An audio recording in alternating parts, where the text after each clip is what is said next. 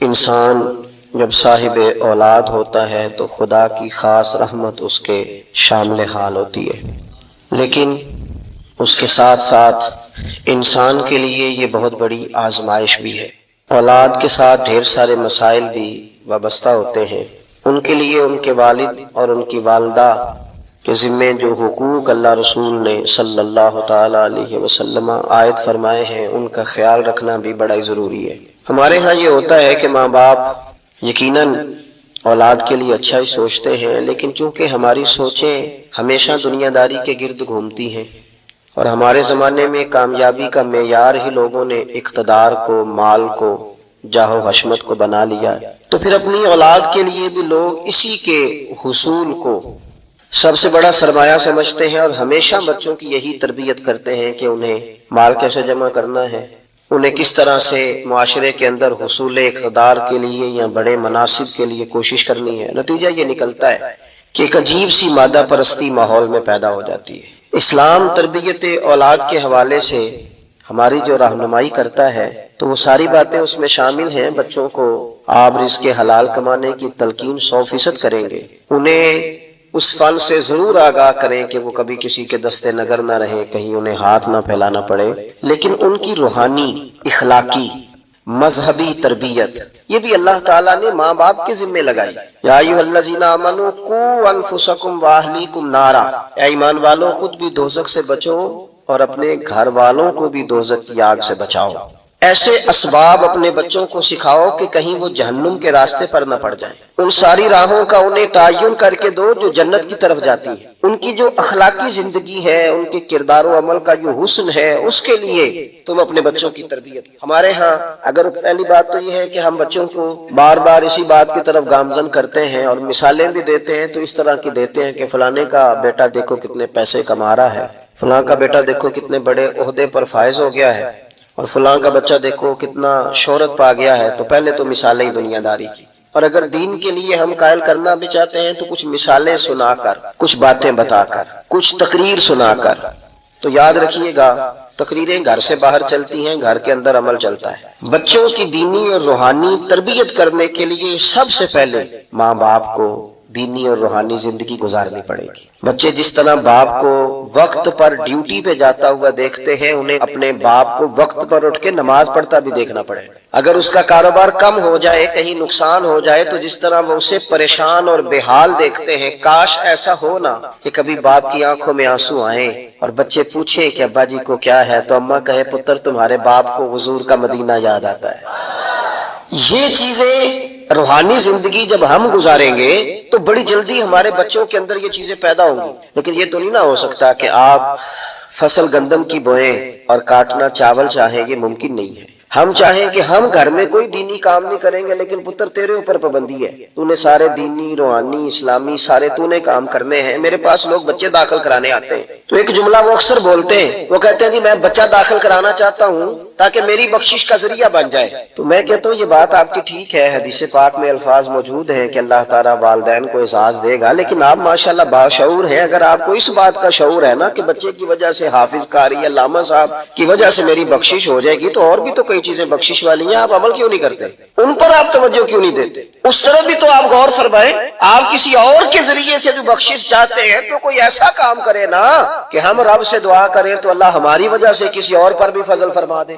لیکن ہم اپنے آپ کو تبدیل نہیں کرنا چاہتے، اپنے اندر تبدیلی نہیں لانا چاہتے۔ ہم کوئی سویرے اٹھ کے کچھ مصلی کو، عبادت کو، اللہ کو ٹائم نہیں دینا چاہتے۔ ہم گھر میں سچ نہیں بولنا چاہتے۔ کیا ہمارے بچوں کو خبر نہیں ہے کہ ہم موبائل پہ کیا دیکھتے ہیں؟ کیا بچوں سے یہ بات چھپی ہوئی ہے کہ گھر کے اندر جو مال آتا ہے وہ کس طرح کا ہے؟ کیا ہمارے بچے نہیں دیکھتے کہ ہمارے باپ کا رویہ ہماری ماں کے ساتھ کس طرح کا ہے؟ کیا وہ چیزیں بنظر غائب غور سے ملاحظہ نہیں کرتے کہ ہماری اماں کا رویہ اپنے میکے کے حق میں کیا ہوتا ہے اور باپ کے والدین کے حق میں کیا ہوتا ہے؟ وہ ساری چیزیں جو ہمارے گھر میں ہو رہی ہوتی ہیں وہ بغیر ہمارے بتائے بچے اسے سبق لے رہے ہوتے ہیں۔ اس رستے کے وہ مسافر ہوتے ہیں جس رستے پر میرے گھر والے چل رہے ہوتے ہیں۔ تو اپنے بچوں کی اخلاقی تربیت کے لیے سب سے پہلے تو گرمیوں میں دوپہر کو سارے لوگ گاؤں میں سویا کرتے تھے، تو ایک بچہ، ایک نوجوان موٹر سائیکل پہ نا، اس نے بڑا سخت ہارن لگایا ہوتا تھا، تو وہ لاڈلا بچہ تھا۔ اپنے ماں باپ کا اکلوتی اولاد تھی تو وہ گلی سے گزرتا تو میری والدہ بڑی ناراض ہوتی، کئی دفعہ برا بھلا بھی کہتی کہ اس کو شرم ہی نہیں آتی، یہ سوتوں کو جگا دیتا ہے، اتنا سخت ہارن لگا دیا ہے۔ پھر کچھ عرصے کے بعد اس نے وہ ہارن کھیڑ دیا، اسی گلی سے گزرتا لیکن چپکے سے۔ تو بچہ شرارتیں کرنے والا شرارت چھوڑ جائے تو پھر بھی سوال کھڑا ہوتا ہے کہ کیوں چھوڑ گیا ہے؟ تو اماں جی کہنے لگی انہوں پوچھتے صحیح کی ہویا سو۔ میں نے اس سے ایک دن کہا کہ خیر ہے، تو مجھے کہنے لگا بھائی جان میرے گھر میں بیٹی پیدا ہوئی ہے۔ تو میری والدہ نے مینوں تھپکی دے کے کہ پتر ہے ہارن لا چھڑ تیاں دے پیو انج دے کام نہیں کرتے۔ میں اب صاحب اولاد ہوں تو اگر میرا کردار اس طرح کا ہوگا تو پھر لہجہ کیا ہوگا؟ میں نے چھوڑ دیے سارے کام چونکہ میرے گھر میں بیٹی آ گئی ہے، اور میری ماں نے مجھے کہا ہے کہ بیٹیوں کے باپ کا یہ لہجہ نہیں ہوتا، ان کے انداز بڑے شستہ بڑے صاف ہوتے ہیں، چونکہ گھر میں بیٹی نے آنکھ کھولنی ہے، اس نے وہ رنگ دیکھنا ہے۔ میں ایک دوسری بات بھی آپ کو عرض کرتا ہوں، میں کھانا کھا رہا تھا، گھر کے اندر بیٹھا تھا تو میری گھر والی مجھ سے کہنے لگی کہ باہر بچہ بڑا بلک بلک کے رو رہا ہے مدرسے کا۔ میں نے کہا جلدی سے بلاؤ۔ وہ بچہ اندر آیا تو وہ کانپ رہا تھا اور اس کی حالت اس طرح کی تھی کہ شاید تھوڑی دیر میں گر جائے۔ تو مجھے تو کھانا بھول گیا، میں نے کہا پتر خیر ہے، کیا ہوا کیا ہے؟ تو بولے تو اس سے بات نہ ہو سکے، ہانپتے کامتے تڑپتے ٹوٹتے جملے۔ تو میں نے کہا بیٹے کیا بات ہے، چھوٹا سا بچہ ہے۔ کہنے لگا میں نے گھر ٹیلی فون کیا تھا، میرے ابا جی پھر میری اماں سے لڑ رہے ہیں۔ حضرت صاحب جب وہ لڑتے ہیں تو ہم چار پائیوں کے نیچے چھپ جاتے ہیں، خوف آتا ہے، میری بہنیں روتی ہیں، ہمیں کسی چیز سے اتنا ڈر نہیں آتا کیونکہ ہمارا والد پھر ہماری اماں کو مارتا ہے، خوف آتا ہے۔ آج گھر میں نا پھر ابا جی اماں کو پیٹ رہے ہیں، میں نے فون کیا تھا تو بہنیں رو رہی ہیں، آپ دعا کر دیں ہمارے گھر میں سکون ہو جائے۔ ہم تو اپنے بچوں کی آنکھوں میں آنسو نہیں دیکھ سکتے، پر یہ کس نے رلایا ہمارے بچوں کو؟ ماں باپ نے مل کے؟ کس نے تباہی کی؟ ان کے خیالات کیوں بکھر گئے؟ اتنا خوف کس چیز نے طاری کیا؟ یہ سکون کس نے چھینا؟ میں نے پھر ان کے والد کو بلایا، گزارش کی، اور مجھے امید ہے کہ وہ میری بات بھی سمجھ گئے ہوں گے۔ میں نے ان کو وہ سارے حالات سے آگاہ کیا کہ آپ کے بچوں کی نفسیات کہاں تک جا رہی ہے، پر میری آپ اس واقعے کے بعد میں سمجھا کہ شاید یہ ایک گھر کا مسئلہ تو نہیں ہوگا، جانے کتنے گھروں میں یوں ہوتا ہوگا، کتنے بچے خوف کی زندگی گزارتے ہوں گے، اللہ جانے اب کیا ہونے لگا ہے۔ تو اپنے بچوں کی اخلاقی تربیت کے لیے، اخلاقی بڑا پیار کرتا ہے باپ اپنے بچے سے، میں صحیح بتاتا ہوں، آپ بڑا پیار کرتی ہے ماں اپنے بچے سے، لیکن یاد رکھنا اس پیار میں کہیں وہ اخلاقی حدود کو کراس نہ کر جائے۔ یہ دیکھ لینا کہیں آپ کے لاڈ پیار میں کوئی ناجائز بات اس کے منہ سے نکلے کسی کے بارے میں اور آپ اسے قبول کر کے کہیں اسے تباہ نہ کر دیں۔ باپ میں نے دیکھا ہے یہ کام کرتے کہ بچے نے اگر کبھی کوئی تحفہ مانگ لیا ہے اور موقع آ گیا ہے تحفہ دینے کا تو باپ اوور ٹائم بھی لگاتا ہے۔ والد کہتا ہے اپنی فیکٹری کے مالک سے کہ میں تھوڑے تھوڑے کٹوا دوں گا، پر مجھے بچوں کے لیے گفٹ خریدنا ہے، ان کے کپڑے بنوانے ہیں، بڑی جان جوکھوں میں ڈالتا ہے، اور وہ کہتا ہے کہ میں اپنے بچوں کو مایوس نہیں دیکھنا چاہتا، میں اعلیٰ سے اعلیٰ چیز بھی لاؤں گا۔ پر آپ کو پتہ ہے اللہ کے پیارے رسول علیہ السلام نے فرمایا کسی باپ کا اپنے بیٹے کے لیے، اپنی بیٹی کے لیے سب سے بہترین تحفہ یہ ہے کہ وہ اپنے بچوں کو اچھا ادب سکھا دے۔ یہ سونا تحفہ دیا ہے باپ نے کہ اس بچے کو اس نے اچھی تربیت سے روشناس کرا، یہ خوبصورت تحفہ سونا ایک کمال کر دی والد نے کہ اس نے اپنے بچے کے آداب زندگی میں ایک اچھے ادب کا اضافہ کیا۔ آپ نہ ہزاروں کا لاکھوں کا تحفہ لے کے آئیں لیکن اس کی اخلاقی تربیت کریں، اس کے کردار میں جاذبیت پیدا کریں۔ ہو نہ آج بھی کوئی ماں ایسی جو غوث پاک کی ماں کی طرح کہے پتر بھوک کاٹ لینا پر جھوٹ نہ بول۔ ہو نہ کوئی ماں آج بھی ایسی جو بابا فرید کی ماں کی طرح یہ کہے پتر تجھے شکر پسند ہے پر ملے گی تب جب تو نماز پڑھ کے مصلی اٹھائے گا۔ ہو نہ آج بھی کوئی خواجہ بختیار کاکی کی ماں جیسی ماں جو سارا دن گھر میں سپارے پڑھتی رہے اور 15 سپارے یاد ہوں اور صبح شام پڑھے۔ او خدا کے بندو کچھ چیزیں ایسی ہیں جو کردار کی روشنی سے نور پاتی ہیں، جو صرف عمل کے حسن سے دنیا کو حسین کر دیتی ہیں۔ بچوں کی روحانی تربیت، اخلاقی تربیت، ہم نا جو بچوں کو سبق دے رہے ہیں وہ محدود زندگی کا دے رہے ہیں۔ ہم مسلمان ہیں، ہمیں ہمارے دین نے کہا ہے کہ زندگی 60-70 سال کی نہیں، اس کے بعد بھی ایک زندگی ہے جو ہمیشہ رہنے والی ہے، ختم نہ ہونے والی ہے۔ ہم نے بچوں کو جتنے اسباق پڑھائے ہیں وہ دنیاوی زندگی کے لیے، روزی روٹی کے لیے، کاروبار کے لیے، شادی نکاح کے لیے، لیکن ہمیں ہمارے دین نے کہا ہے کہ انہیں وہ سبق بھی دو جو قبر میں بھی انہیں کامیاب کرے۔ قوا انفسکم واہلیکم نارا، خود بھی دوزخ کی آگ سے بچو گے اور اپنے بچوں کو بھی بچاؤ گے، یہ اہتمام کرو۔ وہ خاص خوبصورتی جو ہمارے دین نے کہا ہے کہ ان کی اخروی زندگی میں ان کے کام آئے۔ دیکھیں نا نبی پاک صلی اللہ تعالی علیہ وسلم نے 3 چیزیں ہمارے ذمے لگائیں، فرمایا اپنی اولاد کو سکھاؤ۔ یہ باپ کے ذمے لگائی ہیں حضور نے چیزیں، ماں کے ذمے لگائی ہیں، فرمایا یہ اپنی اولاد کو سکھاؤ 3 چیزیں۔ یا رسول اللہ صلی اللہ علیہ وسلم کون کون سی؟ فرمایا ایک تو اپنی اولاد کو اپنے نبی کی محبت سکھاؤ۔ اس کا مطلب ہے ابا کو نعت پڑھنی چاہیے نا، اس کا مطلب ہے اماں کو نعت آنی چاہیے نا، اس کا مطلب ہے حضور کے قصیدے یاد ہونے چاہیے نا، اس کا مطلب ہے نا کبھی بازو تھام کے باپ کا ہے نا پتر چل آج فلان جگہ تجھے لے جاؤں، وہاں مدینے والے کی باتیں ہوں گی۔ اس کا مطلب ہے کہ اسے باپ کو ان سارے رستوں کا تعین تو بیٹے کا بازو تھام کے اسے کتنی جگہوں پہ لے گیا ہے، چل ایک دن یوں بھی کہا تھام اس کا بازو اور اسے حضور کے مدینے بھی لے جا کر محبوب کے سامنے کھڑا۔ فرمایا اپنے بچوں کو اپنے نبی کی محبت سکھاؤ، اور فرمایا دوسرے کام یہ کرو کہ اپنے بچوں کو اپنے نبی کی اولاد کی محبت سکھاؤ۔ سکھائی حضرت عمر نے جناب عبداللہ کو، عبداللہ ابن عمر کو محبت، تو پھر انہوں نے محبت کی اپنی اولاد کو اپنے نبی کریم کی اولاد کی اہل بیت کی محبت سکھاؤ۔ اور تیسرا حضور نے ذمہ لگایا کہ اپنے بچوں کو قرآن پاک کی تلاوت سکھاؤ۔ یہ ماں باپ سکھائیں، پہلے خود سیکھیں پھر اپنے بچوں کو سکھائیں، انہیں کہ پتر آ بیٹھ میرے پاس بیٹھ کے قرآن شریف پڑھ، میں تجھے پڑھاتا ہوں۔ تلاوت کلام مجید تو ہر مسلمان کے لیے صحیح تلفظ سے سیکھنا ضروری ہے، تو پہلے سیکھیں پھر سکھائیں۔ تو ان کی اخلاقی تربیت، روحانی تربیت، 2 انسان کی تربیت کے مزاج ہوتے ہیں، ایک اس کی ظاہری تربیت ہوتی ہے، ایک اس کی باطنی تربیت ہوتی ہے۔ اس کے ظاہر کا بھی خیال کریں۔ نبی پاک علیہ السلام کے سامنے ایک بچہ کھانا کھا رہا تھا تو جہاں سے مرضی کھا رہا تھا، تو اللہ کے پیارے رسول صلی اللہ تعالی علیہ وسلم نے فرمایا سیدھے ہاتھ سے کھاؤ اور اپنی سائیڈ سے کھاؤ، اللہ تمہیں برکت عطا کرے گا۔ بچوں کو اخلاق کا، آداب کا طریقہ بھی بتایا جائے۔ ہمارے ہاں نا شادی سے واپس آ کر، محفل سے واپس آ کر بچوں کو ڈانٹا جاتا ہے کہ آج تو آپ نے بڑی انسلٹ کرا دی، آپ کو روٹی نہیں کھانی آئی۔ تو بھئی یہ بچوں کو آپ ڈانٹے نہیں، یہ تو آپ کو چاہیے تھا کہ اس سے پہلے سکھایا جاتا کہ کھانا کیسے ہے، بیٹھنا کیسے ہے، جانا کیسے ہے، کسی سے سلام کلام کیسے کرنا ہے۔ یہ ڈانٹنے کی بات ہے؟ یا استاد کو چاہیے تھا کہ اپنی کارکردگی پر غور کرتا، بجائے اس کے کہ اپنی کارکردگی کو دہرایا جائے۔ الٹا آپ اس شخص کو ڈانٹ رہے ہیں جو زیر تربیت ہے۔ اور پھر بعض اوقات یہ ہوتا ہے کہ بچوں کو اس طرح ڈانٹا جاتا ہے، ہمارے صوفیاء نے لکھا ہے جب بچے پہ غصہ آئے تب اسے سزا نہیں دینی، ایک دن بعد سزا دو یا کچھ گھنٹوں کے بعد، اس لیے کہ غصے میں جو سزائیں دی جاتی ہیں وہ حد سے کراس کر جاتی ہیں۔ جناب لقمان علیہ الرحمن نبی نہیں تھے، اللہ کے نیک بندے تھے۔ حضرت داؤد علیہ السلام کی انہوں نے صحبت پائی تھی، رنگ کالا تھا، ہونٹ موٹے تھے، لیکن اللہ تبارک و تعالی نے حکمت اور دانائی بڑی عطا فرمائی۔ آپ کی اس حکمت اور امور خیر کی وجہ سے دور دراز سے لوگ آپ کی خدمت میں حاضر ہوتے تھے، اور آپ سے اللہ تبارک و تعالی کی عطا کردہ حکمت اور دانائی سے فیض یاب ہوتے تھے۔ حضرت لقمان نے اپنے بیٹے کو کچھ نصیحتیں فرمائیں، اپنے بچے کو انہوں نے کچھ چیزوں کے بارے میں تربیت دی۔ اللہ تبارک و تعالیٰ کو ان کی وہ باتیں اور وہ انداز اتنا پسند آیا کہ رب نے اس کو قرآن مجید میں بیان فرما دیا۔ اور اللہ تبارک و تعالیٰ کا اس چیز کو قرآن مجید میں بیان کرنا اس بات کی دلیل ہے کہ اللہ تبارک و تعالیٰ کی یہ رضا ہے کہ مسلمان اپنے بچوں کی تربیت اسی انداز میں کریں، اسی انداز میں اپنے بچوں کی تربیت کریں۔ یہ عنوان اور یہ باتیں ماں اور باپ کو سیکھنی چاہیے، بلکہ ہمارے بعض بزرگ تو فرماتے ہیں کہ جس بیٹے اور بیٹی کا نکاح کرنے کا ارادہ ہو، اس کو جہاں اور ان کی ضرورت کے مسائل سکھائے جائیں، وہاں انہیں سورہ لقمان کی ان آیات کی ضرور ان تک پیغام پہنچایا جائے، تاکہ انہیں پتہ ہو کہ کس نہج پر، کس بنیاد پر اور کس طریقے سے ہم نے اپنے بچوں کو اللہ تبارک و تعالیٰ کی رضا کے مطابق ڈھالنا۔ انسان سب سے زیادہ مخلص اپنی اولاد کے ساتھ ہوتا ہے۔ اس پر علماء نے کلام کیا ہے کہ بچے بھی اپنے ماں باپ کے ساتھ اتنے مخلص ہوتے ہیں کہ نہیں۔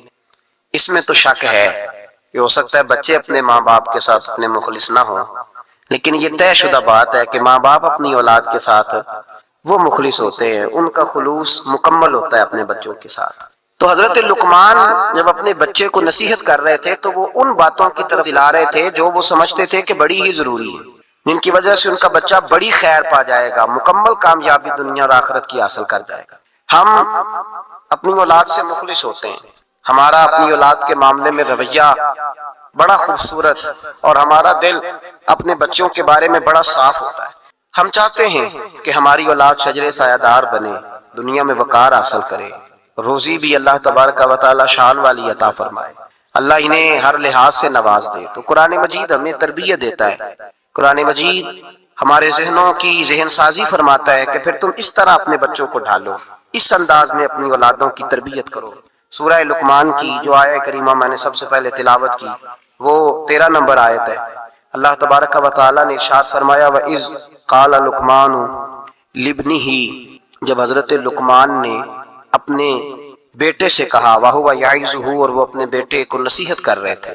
سب سے پہلے انداز کیا اختیار فرمایا، یا بنیا، اے میرے بیٹے۔ لفظوں میں حسن دیکھیے، اے میرے۔ ہمیں جب اپنی اولاد سے ناراضگی ہوتی ہے تو ہم ایک خطبہ پڑھتے ہیں، اس خطبے میں اپنی نیکیاں اور اولاد کی نالائکیاں گنواتے ہیں، سمجھانے کا انداز اختیار نہیں کرتے جاہو جلال میں۔ اور بعض اوقات معاذ اللہ تعالیٰ کچھ ایسے بھی لوگ ہوتے ہیں جو گالی بھی دیتے ہیں، سخت سست بھی کہتے ہیں، لفظوں کی حرمت کا پاس نہیں کرتے، اور وہ خطبہ وہ آدھے گھنٹے کا ہو، 25 منٹ کا ہو، وہ دے کے ہم نکل جاتے ہیں، ہمیں بڑا ستایا ہے تم نے۔ لیکن ہم کسی موقع پر بھی اس پھول کو جڑی بوٹی سے علیحدہ کرنے کی کوشش نہیں کرتے۔ ہم جو انداز ہونا چاہیے وہ انداز ہم اختیار، کب ایسا ہوا ہے کہ اپنے بچے کو بلایا ہو، اس کو اپنی شفقت کی چادر کے نیچے بٹھایا ہو، پھر اس کو ہم نے نصیحت کی ہو؟ اور اگر ہم کبھی نصیحت کرتے بھی ہیں تو وہ دنیا داری کی نصیحت ہے، وہ مال دولت جمع کرنے کی نصیحت ہے، وہ زمانے میں اونچا مقام پانے کی نصیحت ہے۔ حضرت لقمان اپنے بیٹے کو نصیحت کرتے ہیں تو کہتے ہیں یا بنیا، او میرے بیٹے کا لفظ حسین جملہ۔ اللہ کے رسول صلی اللہ علیہ وسلم نے فرمایا اکریموا اولادکم، اپنی اولاد کی عزت کیا کرو۔ اپنی اولاد کی، ذرا بول کے بتائیے گا، اولاد کی، کس کی؟ کون عزت کرے؟ ماں باپ کس کی عزت کریں؟ بیٹا جی کہہ کے پکارو، میرا بیٹا کہہ کے پکارو، ان کو وقار دو، ان کو عزت دو۔ اولاد کے لیے تو خیر اصول ہے کہ اولاد عزت کرے گی، اس کے لیے تو کہہ دیا کہ ماں باپ جنت بھی ہیں، تیری دوزخ بھی ہے۔ لیکن ماں باپ کو بھی حکم ہے کہ بچوں کے لیے اعزاز کے جملے استعمال کرے۔ ہمہ وقت کا ڈانٹنا، ہمہ وقت کی تلخی یہ مناسب نہیں ہے، ان کے لیے عزت کے جملے استعمال کرے۔ یا بنیا، اے میرے بیٹے، پہلا درس کیا دیا، فرمایا لا تشرک باللہ، بیٹے اللہ کے ساتھ شرک نہ کرنا۔ کیوں؟ ان الشرک لظلم عظیم، بے شک شرک بہت بڑا ظلم ہے۔ سب سے پہلی نصیحت اپنی ذات کے لیے نہیں کی۔ ہم ساری زندگی جب بھی لیکچر دیتے ہیں یہی کہتے ہیں، ساری زندگی یہی کہتے رہتے ہیں، میں نے سال گوا دیے، میں نے کاروبار کیے، میں نے دنیا چھوڑی، میں نے پردیس کاٹا تیرے بنگلے کے لیے، تیرے مکان کے لیے، تیری فلاں چیز کے لیے۔ کبھی یہ بھی تو بتائے نا کہ کوئی باپ اٹھ کے کہے کہ میں نے بڑا وقت دیا ہے تجھے اللہ سے جوڑنے کے لیے، تجھے رسول پاک کا غلام بنانے کے لیے، میں نے کئی دہائیاں بتا دی تجھے نبی پاک صلی اللہ علیہ وسلم کی غلامی سکھانے کے لیے۔ اس پر بھی تو کبھی کو باپ اپنی اولاد کو احساس دلائے۔ سب سے پہلی بات یہ کی کہ بیٹا شرک نہ کرنا، اللہ کے ساتھ کسی کو شریک نہ ٹھہرانا، اس سے بچنا۔ آگے اگلا جو حضرت لقمان کا فرمان ہے وہ آیت نمبر 16 کے اندر ہے۔ یہاں شرک کی بات کی، میں تھوڑی اس کی تفصیل عرض کروں گا اپنی بساط کے مطابق، لیکن پہلے آیات سماعت کر لیجئے، ان کا سادہ ترجمہ سمجھ لیجئے تاکہ آپ کے حاشیہ خیال میں عنوان آ جائے۔ سب سے پہلے کہا شرک نہیں کرنا، پھر اس کے بعد کہا سورہ لقمان کی آیت نمبر 16 میں ارشاد فرمایا یا بنیا، اے میرے بیٹے، انہا ان تکو مثقال حبۃ من خردل، اے بیٹے اگر تو اتنی برائی بھی کرے جتنا کہ ایک رائی کا دانہ ہوتا ہے، رائی کا جو دانہ ہوتا ہے وہ چھاؤں میں رکھے تو نظر نہیں آتا، وہ سورج کی روشنی میں نظر آئے گا، اگر چھاؤں میں دیکھنا ہوگا تو آپ کو لائٹیں جلانی پڑے گی۔ تو حضرت لقمان اپنے بیٹے کو نصیحت کرتے ہیں، کہتے بیٹے اگر تو رائی کے دانے کے برابر بھی گناہ کرے اور پھر وہ گناہ اس طرح ہو فَتَكُنْ فِي صَخْرَةٍ أَوْ فِي السَّمَاوَاتِ أَوْ فِي الْأَرْضِ، چاہے رائی کے دانے کے برابر گناہ ہو اور پہاڑ میں چھپا ہو یا زمین اور آسمان میں چھپا ہو تو کیا ہوگا؟ اپنے بیٹے کو سمجھا رہے ہیں، کہتے ہیں یاتی بہ اللہ پھر بھی اس کو نکال کے لے آئے گا۔ تیرے تو یہ نہ کہنا کہ میں کوئی پاپی ہوں، میں نے کوئی بینک لوٹے ہوئے ہیں، میں نے کوئی قتل کیے ہوئے ہیں۔ فرمایا رائی کے دانے کے برابر بھی، اپنے بیٹے کو کہہ ہے رائی کے دانے کے برابر بھی اگر تو نے گناہ کیا تو اللہ اسے بھی لائے گا، اور رائی کے دانے کے برابر ہو پھر چٹان میں چھپا ہو یا زمین و آسمان میں چھپا ہو، اللہ پھر بھی اسے نکال کے لے آئے گا، اس لیے کہ ان اللہ لطیف خبیر، بے شک اللہ باریک باتوں کا جاننے والا۔ فَمَن يَعْمَلْ مِثْقَالَ ذَرَّةٍ خَيْرًا يَرَهُ وَمَن يَعْمَلْ مِثْقَالَ ذَرَّةٍ شَرًّا يَرَهُ، اگر تو ذرے کے برابر نیکی کرے گا تو اللہ تجھے اس کا اجر عطا فرمائے گا، اور اگر تو ذرے کے برابر گناہ کرے گا تو اللہ قیامت میں وہ بھی تیری آنکھوں کے سامنے لائے گا، اس کا بھی حساب ہوگا۔ تو فرمایا بیٹے اللہ باریک باتوں کا جاننے والا۔ یا بنیا، اے میرے بیٹے، اقم الصلاۃ، نماز قائم کر۔ بیٹے نماز بس کافی ہو گیا؟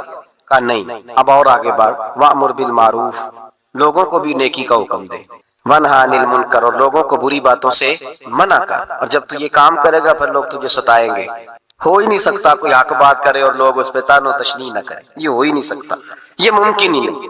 فرمایا جب تو نیکی کا حکم دے گا اور برائی سے روکے گا تو پھر کیا ہوگا، تیرے اوپر مصیبت آئے گی، اب تو نے کیا کرنا ہے، پھر تو نے اس آنے والی مصیبت پر صبر کرنا ہے۔ بے شک یہ بڑی ہمت کے کام ہے، یہ بڑی دنائی کا کام ہے، دلیری کا کام ہے، اتنا آسان ہے ہی نہیں، بڑے حوصلے کا کام ہے۔ جسے زندگی ہو پیاری وہ یہیں سے لوٹ جائے، میرے قافلے میں شامل کوئی کم ظرف نہیں ہے، یہ ہمت کا کام ہے، آسان ہے ہی نہیں۔ آگے کیا ارشاد فرمایا، بڑی میرا دل کرتا ہے بڑی توجہ سے سنیں ان آیات کو، بڑی آگے ترتیب کیا لگائی ہے۔ حضرت جناب سیدنا لقمان کیا کہتے ہیں، نماز پڑھ، دوسروں کو نیکی کا، برائی سے منع کر، اور یہ جب تیرے اوپر ان کاموں کی وجہ سے مصیبت آئے تو اس پر اس لیے کہ یہ جو کام ہے نا عزم الامور، یہ بڑی ہمت کے کام ہے۔ بس کروں ابا جی؟ فرمایا نہیں، اور بھی کچھ کر۔ کیا؟ آیت نمبر 18 فرمایا وَلَا تُصَعِّرْ خَدَّكَ لِلنَّاسِ، اپنا منہ ٹیڑھا کر کر کے لوگوں سے بات نہ کیا کر، رخسار موڑ موڑ کے لوگوں سے بات نہ، وَلَا تَمْشِ فِي الْأَرْضِ مَرَحًا، اور زمین پہ اکڑ اکڑ کے نہ چل، ان اللہ لا يحب كل مختال فخور، بے شک اللہ کو اکڑنے والا، فخر کرنے والا پسند اللہ لا يحب، اللہ اس سے محبت ہی نہیں کرتا، اللہ رحمت ہی نہیں کرتا جو اکڑ اکڑ کے چلے۔ اس طرح نہ کر تو پھر کیا کروں؟ آیت نمبر 19 شروع ہو گئی، وَقْصِدْ فِي مَشْيِكَ، درمیانی چال چل، وَغْضُضْ مِنْ صَوْتِكَ، اپنی آواز پست رکھ، اپنی آواز جو اعلیٰ ظرف ہوتے ہیں ہمیشہ جھک کے ملتے، صراحی سرنگوں ہو کر بھرا کرتی ہے پیمانے، اس طرح کر کے تو درمیانی چال چل اور اپنی آواز کو وَغْضُضْ مِنْ صَوْتِكَ، اپنی آواز کو پست رکھ، اس لیے کہ اِنَّ أَنْكَرَ الْأَصْوَاتِ لَصَوْتُ الْحَمِيرِ، اللہ کو جو آواز سب سے ناپسند ہے اور سب سے بری آواز ہے وہ گدھے کی آواز ہے۔ چلا چلا کے نہ چل، تو ضدی ہو گیا تو اب شور نہ کر، یہ تربیت ہے اپنی اولاد کو۔ سب سے پہلے ارشاد فرمایا جا رہا ہے کہ تو نے شرک نہیں کرنا۔ شرک بھی دو قسم کا ہے، ایک تو شرک وہ ہے کسی نے اللہ کی ذات میں شریک بنا لیا کہ یہ بھی ساتھ شریک ہے، اور ایک شرک اصغر ہے، ریاکاری، دکھلاوا، نماز اللہ کی پڑھنی، دکھانا بندوں کو، مسجد میں پیسے کس کی رضا کے لیے دینے، تو اعلان کرانے کا کیا مقصد ہے کہ ختم کے موقع پر سال ثواب کے موقع پہ کھڑے ہو کے اعلان ہوتا ہے 1 لاکھ قرآن پاک پڑھا گیا ہے، 10,000 درود شریف پڑھا گیا ہے، اور جوئی صاحب نے نا جی 50,000 روپیہ مسجد بھی دیا ہے، یہ شرک ہے، یہ شرک اصغر ہے، یہ میرے رسول پاک نے منع فرمایا ہے۔ صحیح بخاری میں لفظ ہے، نبی رحمت صلی اللہ علیہ وسلم شہدائے احد کے مزاروں پہ کھڑے تھے، تو وہاں کھڑے ہو کے اللہ کے رسول نے فرمایا میرے ذہن سے فکر نکل گئی ہے، میری امت قیامت تک شرک نہیں کرے گی، اب یہ مشرک نہیں ہوں گے، بت نہیں پوجیں گے، یہ دوسرے معبود نہیں بنائیں گے، تو حضور فکر کس بات کی ہے؟ فرمایا یہ ریاکاریاں کریں گے، دکھلاوے کریں گے، تصنع بناوٹ کریں گے، یہ اللہ کی عبادت میں اوروں کو شریک ٹھہرائے۔ میرے دوستو یاد رکھو، سب سے پہلا حکم حضرت لقمان اپنے بچے کو دے رہے ہیں اور بتا یہ رہے ہیں کہ بیٹے اللہ والا بن جا، بیٹے اللہ سے جڑ جا، شرک نہ کرنا، شرک بہت بڑا ظلم ہے۔ میرے بھائی سب نے مفسرین نے اپنی اپنی بات لکھی، میرے استاد گرامی یہاں فرمایا کرتے تھے بھائی اگر تو دنیا میں اپنے بیٹے کو دھوپ میں بیٹھا دیکھے تو تیرا دل پھٹ جاتا ہے، یہ دھوپ میں کیوں بیٹھا ہے، اس کو شرک سے بچا، شرک اکبر سے بھی بچا، اصغر سے بھی بچا، خفی اور جلی دونوں قسم کے شرک سے بچا۔ دنیا میں تیرا بیٹا دھوپ میں ہو تجھ سے برداشت نہیں ہوتا، بتا اگر تیرا بیٹا جہنم میں گیا تو تجھے کیسے برداشت ہوگا، آگ میں جلتا ہوا تجھے، اسے اللہ سے جوڑ دے، اسے رسول اللہ صلی اللہ علیہ وسلم کا غلام بنا دے۔ میرے نبی کریم سید عالم صلی اللہ علیہ وسلم نے فرمایا جب تیرا بیٹا 7 سال کا ہو جائے تو اسے مسجد لے کے جا، 3 سال تک لے کے جا مسجد، 10 سال کا نماز نہ پڑھے تو سزا دے، 3 سال تک خود اپنے ہاتھوں سے ٹریننگ دے، اسے مسجد لے جا، آداب مسجد بتا، اسے نماز سکھا، تو خود لے کر کے جا، بھیجنے کا نہیں کہا۔ فرمایا جب بچہ 7 سال کا ہو جائے تو اسے مسجد، بڑی محنت کرتے ہیں ہم بیٹے کو بنگلہ دینے کے لیے، بینک بیلنس دینے کے لیے، دن رات ایک کر دیتے ہیں، خدا را سے نمازی بنانے کی بھی محنت کرو۔ حضرت بابا فرید الدین گنج شکر رحمت اللہ تعالیٰ علیہ کی اماں کہتی ہیں جب میرا بیٹا پیدا ہونے والا تھا تو میں رب کی بارگاہ میں دعا کرتی تھی اللہ اگر تو مجھے بیٹا دے تو اس طرح کا دینا بیٹا میرا ہو پر بندہ تیرا ہو، اے اللہ اگر بیٹا دینا تو اس طرح کا دینا میرے اللہ، اس طرح کی مجھے اولاد دینا کہ دودھ وہ میری چھاتی سے پیے پر شکر تیرا ادا کرے، اے اللہ اگر بیٹا دینا تو اس طرح کا دینا کہ قوت روٹی روزی وہ زمین پہ کھائے لیکن اسی زمین پر وہ تیرے دین کا سپاہی بھی بنے، وہ مجاہد فی سبیل اللہ بھی بنے۔ حضرت بابا صاحب کہتے ہیں مجھے شکر پسند تھی، اماں بڑے جتن کرتی ہے بیٹے کے لیے، بڑا کچھ کرتی ہے، اور بیٹے روٹی ٹائم پہ کھانا، فلاں ٹائم، کہتے مجھے شکر پسند تھی، میری اماں سردیوں کے ٹھنڈے موسم میں اٹھ کے میرے لیے پانی بھی گرم کرتی، مصلی بھی بچھاتی، اور پھر ایک پڑیا شکر کی بنا کے میرے مصلی کے نیچے بھی رکھتی، کہتی بیٹا نماز پڑھے تو اللہ شکر دیتا ہے۔ آپ فرماتے ہیں میں روز نماز کی 5 نمازوں کے وقت مصلی اٹھاتا تو پڑیا شکر کی ملتی، سکول اور مدرسے کے میں اپنے کلاس فیلوں کو بھی کہتا نماز پڑھو بڑی پیاری شکر ملتی ہے، کہتے میں روز شکر کھاتا۔